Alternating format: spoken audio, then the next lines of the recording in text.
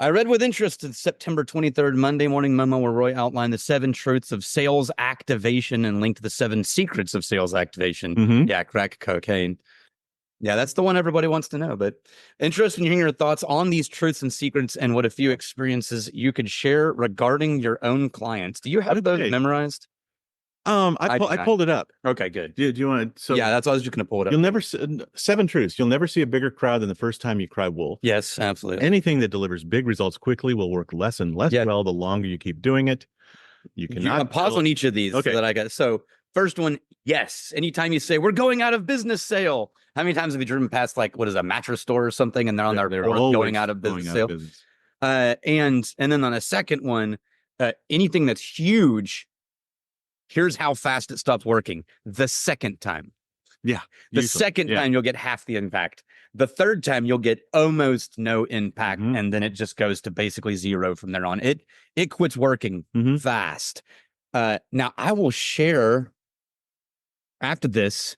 I'm going to share you. I told this to Roy yesterday. I did a sales activation ad that was not a sales activation, and it's not only a straight up call and gets people into a place, but also is going to keep working for freaking ever. Sure. And I cracked the code on this one product and this one approach, not for all businesses. What's number 3?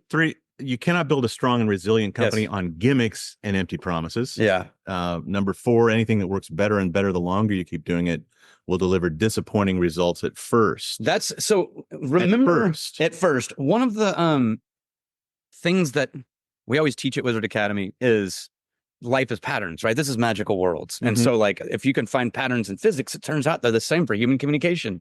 You can find a pattern in music. Turns out it's the same thing for magical food.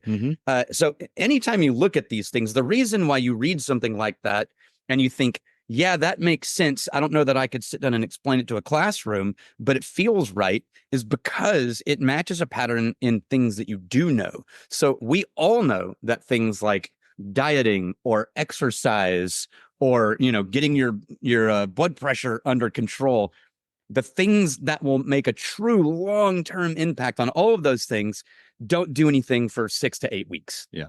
And then somewhere around, month 2, month 3, you're like, oh my God, I feel better. I have better energy. I'm losing weight, or all of these things start to happen.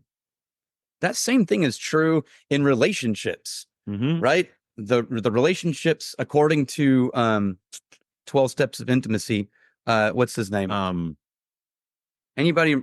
Also the Naked Ape. Desmond Morris. Desmond Morris. Yeah. So Desmond Morris did a study that said long-term relationships, they spend a very real amount of time in each one of the 12 stages of intimacy as they progress. And anytime you find a couple that has dramatically skipped 3, 4 of the steps and gone straight to, those are always the ones that either don't work or they take the hardest amount of effort. The exact same thing is true in advertising. Anything that's going to have a real long-term mind share impact is going to feel like slogging through mud at first.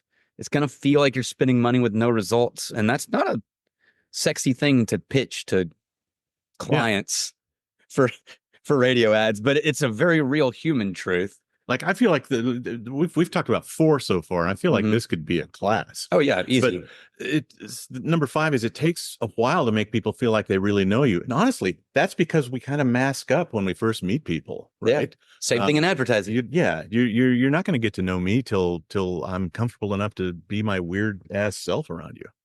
That's just no. I'm the worst at this. I remember one time I was I led a small home group with someone for 3 years that met like once a week. And then in the 3rd year, I said something at lunch with them and they went, I just realized I don't know you. I've been hanging out with you for 3 years and I was pretty sure I knew you. And then you just said to this thing casually and made me realize I have no idea who you are. And I went, oh yeah, you're right. I'm very private. 6. This is why winning the hearts of customers requires months of meaningful courtship. And 7, the average business owner does not have the faith and patience to build an attractive brand. Yeah.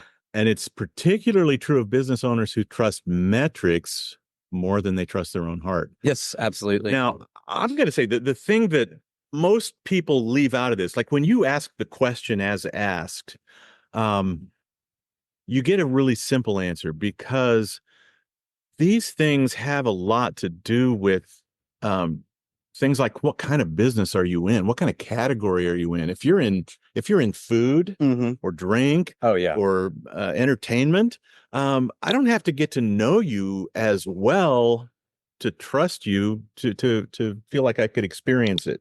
Right. Versus something that's a long product purchase cycle, plumbing and those kinds of things, where it's like, I'm willing to roll the dice on a plumber if I don't know any plumbers. Right. And I've got a serious issue. I'm just going to go off of Google reviews, but I don't feel great. I don't feel great about that, but I wish I had one. Yeah. Right. So I think that's always the missing piece about that is what kind of category you're in, and whether it's a grudge type purchase or just something that takes a long time to figure out whether you're going to buy. So long product purchase cycle for plumbing is a whole different even than the mindset of a long product purchase cycle for an engagement ring. And you're always there's a thing that we always talk about here as well, is like one of the reasons we have all these success stories is because we cheat on picking our businesses. We have the luxury of being like, we are going to work with you. We're not going to work with you. And so all of our client stories are like these amazing success stories. Why? Because we chose people who were patient. We chose a product category that we knew would work with it. When your job is to get more ad customers, you don't necessarily get the luxury of picking and choosing. That's a whole other program. Yeah. And I understand that. Let me give you two small examples for like short-term call activation that have worked really freaking well. And it's the only time you can use this as a pattern, maybe, to figure out how to blend those people, because you're going to have to be in radio sales. You're going to deal with both. The first was, I have a distillery that I run all their marketing, and they make whiskey, award-winning. So we started with quality product. They make, best in the world multiple times at multiple things. And we are in month 3 right now of a really slow roll, deep, long storytelling branding with no calls to action. And last month, the head of marketing called me. He was like, hey, I got all these retail stores who are yelling at me about how come I'm not doing short-term call to action, driving people to the retail store to buy whiskey bottles. And we're going to pick up your product and put it on our shelves, and you're not even promoting it. And he's like, no, we are promoting it, but not like, and they were like, no, bullshit, show me the ad. And so he calls me and he goes, look, I know that we don't want to do all these short-term, crack cocaine ads, but I got to give these guys something so that they'll bring in our product. And I went, oh, you're right. We do need to feed that dragon so they'll stay off our back while we continue the long-term campaign. And I was walking on the campus and I was thinking through our character diamond and who the brand is and how do we get people to go to a store without doing a call to action. And I went, holy shit. I figured it out. The answer is this sentence: I want to pour a whiskey for you. And so the character diamond of this distillery is community is more important than the whiskey. People are first. The purpose of whiskey is to build community and connection and relationship and a family and a history. And so what I said was, here's what we're going to do. We're not going to do go buy our whiskey bottles. We're only going to advertise where any of our brand reps and owners are going to be doing in-store tastings. Now, the upside is they had 130 on the schedule between October and December. Okay. So they're going to be in the stores, right? So we're going to do these posters that say at the very top, I want to pour you a whiskey. And they have a picture of one of the owners with a bottle of the whiskey. And then at the bottom, it says, meet you there. Right now, that means that I get to get people to go to the store, but I get to get them to go to the store so that we can give them a gift and build community. Now, are they going to buy a bottle while they're there? Of course they are. Yeah. And all of the retail guys were like, yeah, this is great. And all of my team was like, yes, we didn't have to do a please buy whiskey. Yeah. And we made our call to action a gift. So that was one way that we've skipped it. I have a local restaurant called Cafe Malta. The owner is a friend of mine.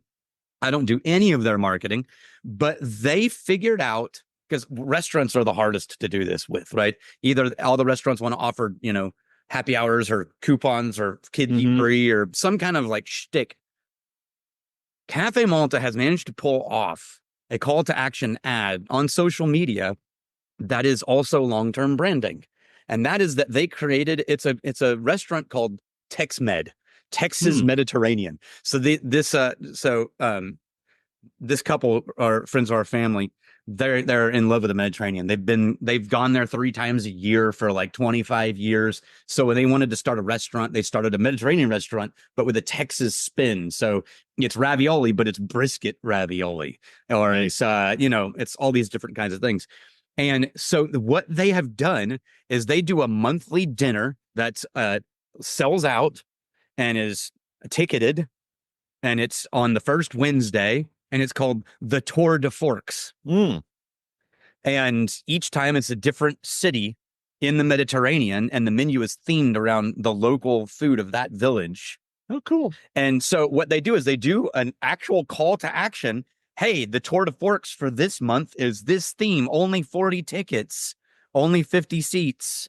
And that is absolutely one of those call to action ads. Sure. But if you don't get a ticket, it's still branding in your mind that this is a restaurant that is doing exotic small batch menus across the Mediterranean. They know what they're doing. They actually know the Mediterranean. Sure. They take it seriously. That they're popular enough that their tickets for these events sell out. That's long-term branding. Yeah. So there's some small examples of how you can kind of thread the needle through those, but the shortest answer to the question was, of course, those things are right. And we made it really long-winded. I'm glad you're still here. Let's see what the next question is. Hopefully